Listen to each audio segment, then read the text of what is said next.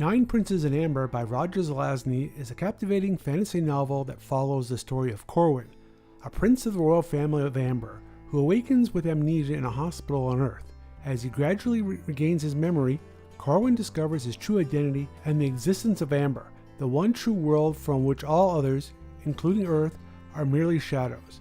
Corwin embarks on a quest to reclaim his rightful throne, navigating a complex web of family rivalries, political intrigue, and magical realms. The novel is a thrilling blend of adventure, mystery, and the supernatural, setting the stage for an epic saga. It was starting to end after what seemed most of eternity to me. I attempted to wriggle my toes, succeeded. I was sprawled there in a hospital bed, and my legs were done up in plaster casts, but they were still mine. I squeezed my eyes shut and opened them 3 times. The room grew steady. Where the hell was I? Then the fogs were slowly broken, and some of that which is called memory returned to me. I recalled nights and nurses and needles. Every time things would begin to clear a bit, someone would come in and jab me with something. That's how it had been. Now, though, I was feeling halfway decent. They'd have to stop, wouldn't they? The thought came to assail me. Maybe not. Some natural skepticism as to the purity of all human motives came and sat upon my chest. I'd been over-narcotized, I suddenly knew. No real reason for it, from the way I felt, and no reason for them to stop now if they'd been paid to keep it up. So play it cool and stay dopey, said a voice, which was my worst, if wiser, self, so I did.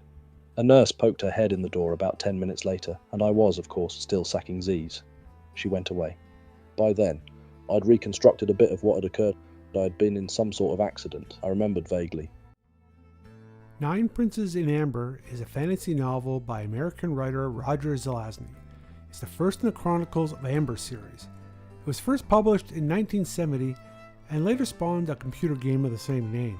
The first edition, double-day hardcover, of the novel is unusually rare.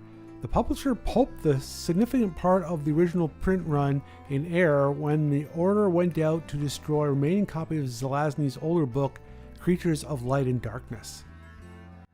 Nine Princes in Amber and the subsequent books in the Amber Chronicles by Roger Zelazny are a must-read for any fantasy enthusiast. The series offers a unique blend of intricate world building, complex characters, and a gripping plot that keeps readers on the edge of their seats. Zelazny's masterful storytelling transports you to a magical realm of Amber where political intrigue, family rivalries, and epic battles unfold. Protagonist, Corwin, is a complex character whose journey of self-discovery and conquest of power is both relatable and enthralling. The series' imaginative concepts and rich narratives make it a timeless classic that continues to captivate readers. It also is an easy read as you can usually get through the first book within a night. Now let's see what the Deep Dive crew has to say about the series. Buckle up.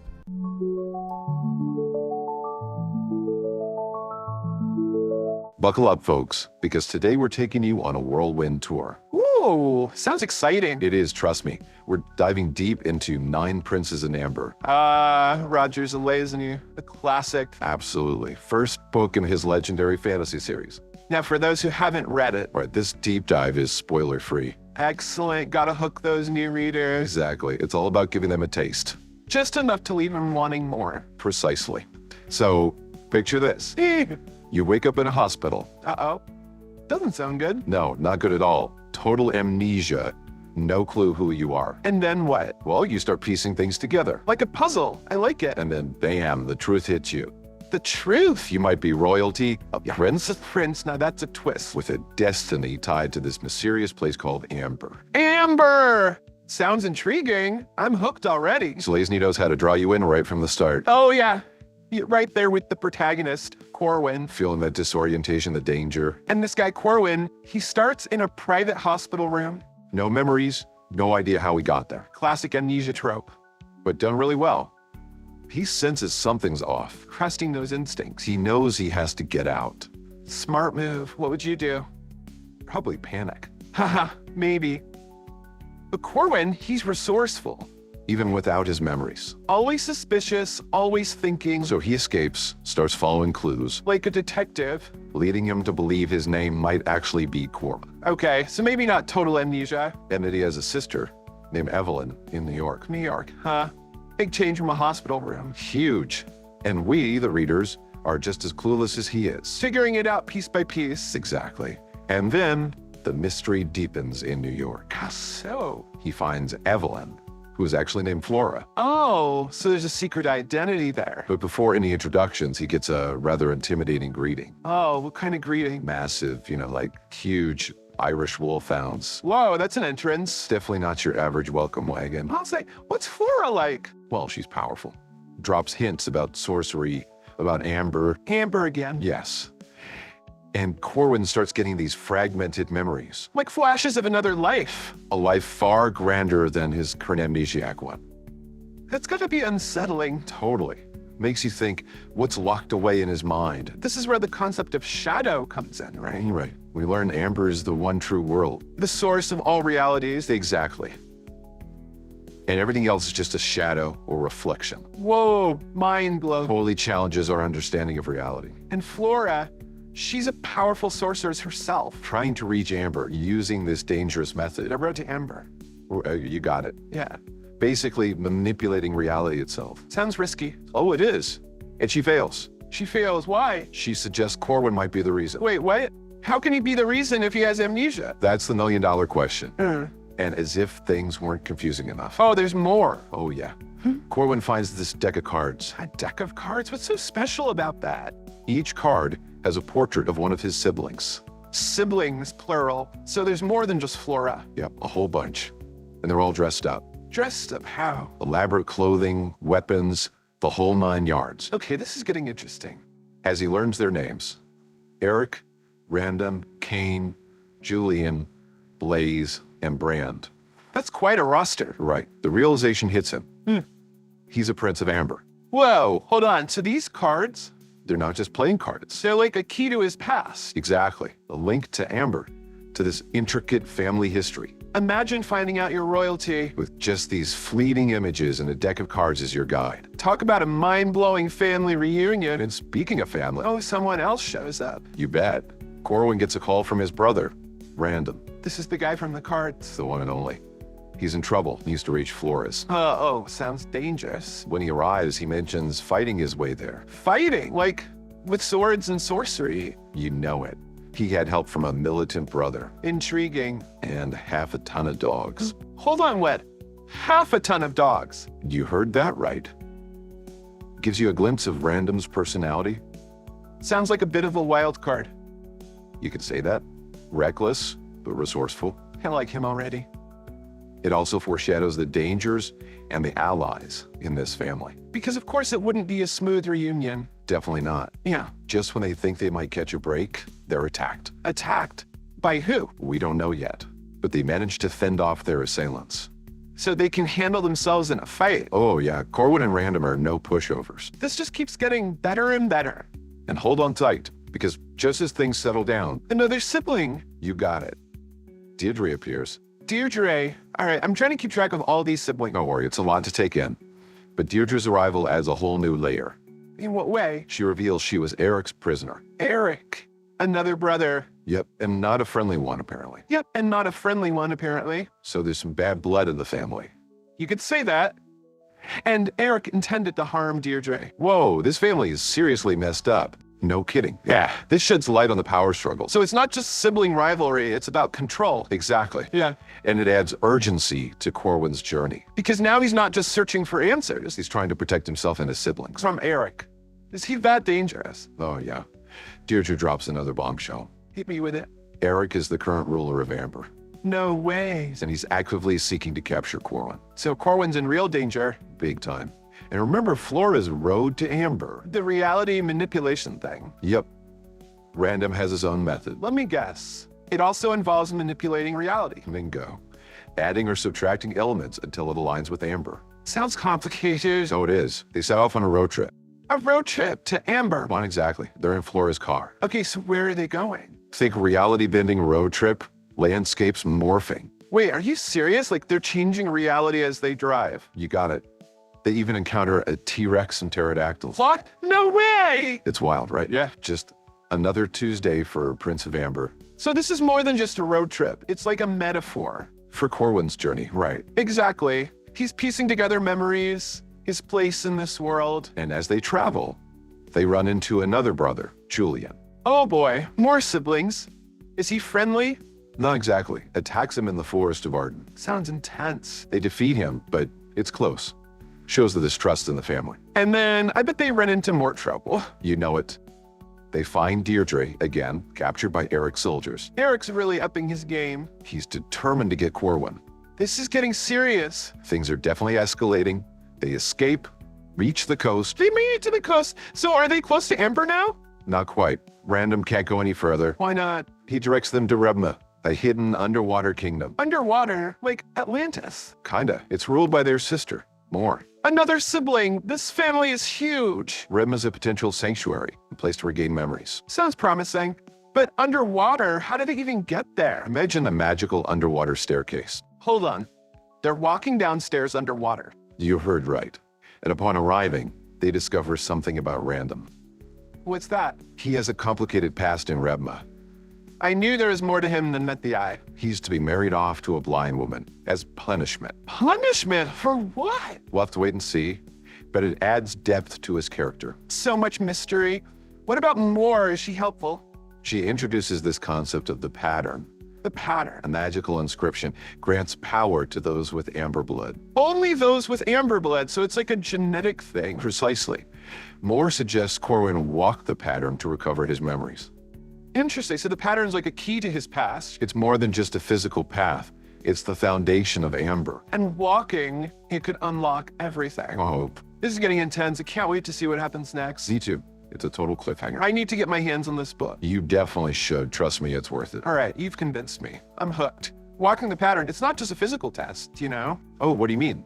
Well, as Corwin walks, Yeah. he's confronted with fragments of his past. Like flashbacks. Exactly, but it's not all sunshine and roses. So some dark secrets too. You could say that. It's a ruling test of his willpower. And endurance, I bet. Absolutely.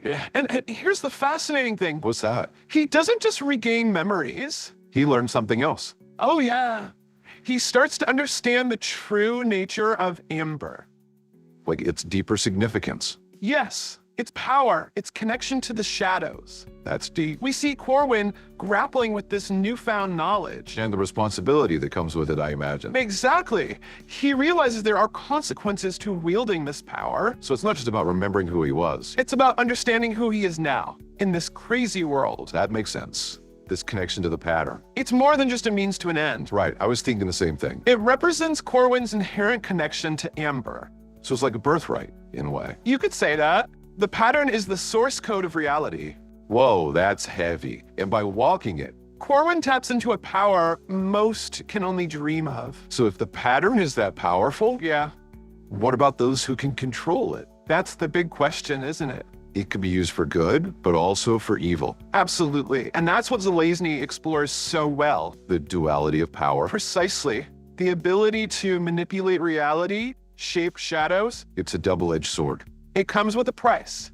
And Corwin learns this firsthand. So his choices have real weight to them. Huge weight. They have consequences that ripple through the shadows. It's like a butterfly effect. In a way, yes. Corwin's constantly balancing ambition and responsibility. Trying to protect those he cares about. Exactly. And it's not easy with a family like his. So what happens after he walks the pattern? Well, let's just say his problems aren't over. Oh no.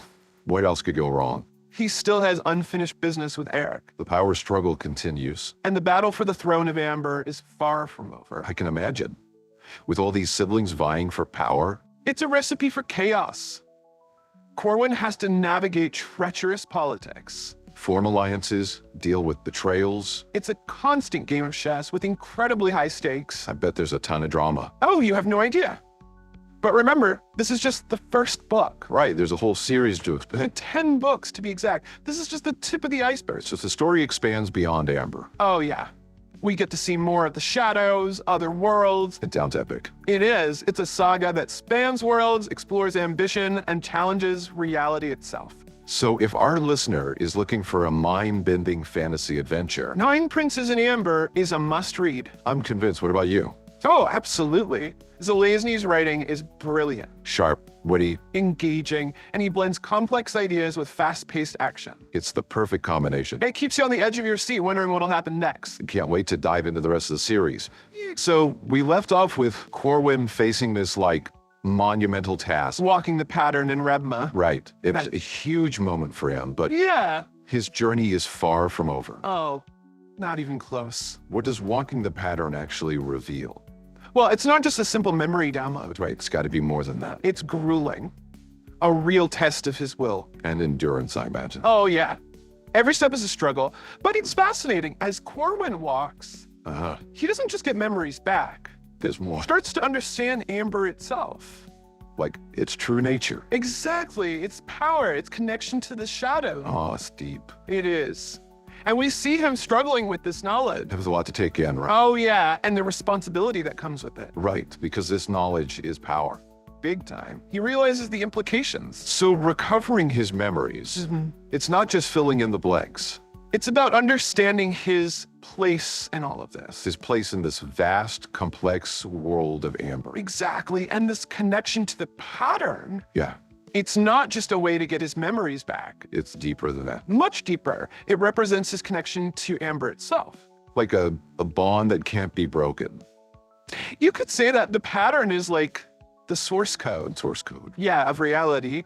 And by walking it, Corwin taps into something powerful. immensely powerful, something most can only dream of. Okay, so if the pattern is that powerful, Yeah, what about those who can control it? that's the question, isn't it? It can be used for good or for evil. Exactly. And that's what Zelazny explores. The duality of power. The ability to shape reality, to manipulate the shadows. It's tempting, but also dangerous. It comes with a price. Corwin learns that firsthand. So even after walking the pattern, his challenges aren't over. Not even close. He's still got Eric to deal with. The power struggle continues. Oh, yeah.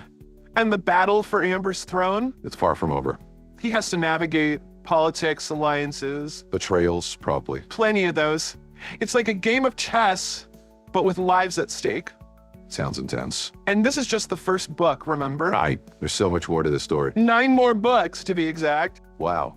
9 Princes in Amber is just the beginning. The tip of the iceberg. So it's a series worth diving into. Absolutely. It's thrilling, thought-provoking. It explores ambition, the nature of reality. And it all starts with this first book. 9 Princes in Amber. A masterpiece of fantasy, and you won't be disappointed. Well, folks, that concludes our deep dive. Into the world of Amber. We hope you enjoyed this spoiler-free glimpse. And that it encourages you to read the book. It's a journey you won't forget. Until next time, Keep exploring, keep questioning. and keep diving deep.